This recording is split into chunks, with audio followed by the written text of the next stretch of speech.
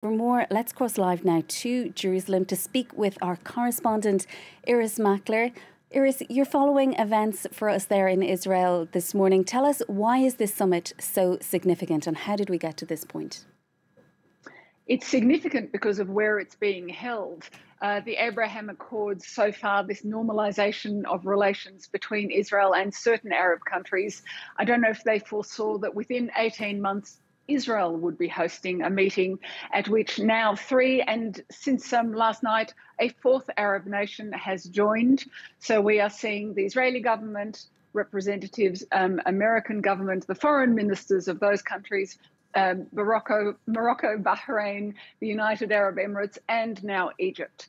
So I think it's significant because it's being held here, and it's a sign of how much world news and what's unfolding now is important in this region. So it's important because of the imminent signing of the Iran nuclear deal, although we have been told it's imminent for more than a month. But I think that's very important to these nations and to Israel.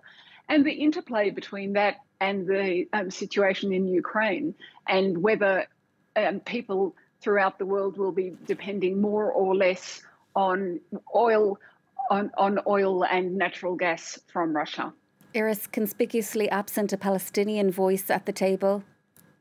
That's right. I mean, they are here and the Palestinians are not here. And I think that's the ongoing price that we see of the Abraham Accords, that the Palestinians haven't been brought into the fold and don't really know how to handle this except to oppose it. It is interesting they're not meeting in Jerusalem. They are meeting in the Negev desert. That was a conscious decision that these countries would not want to come to Jerusalem, which is still so fraught, but still no Palestinians.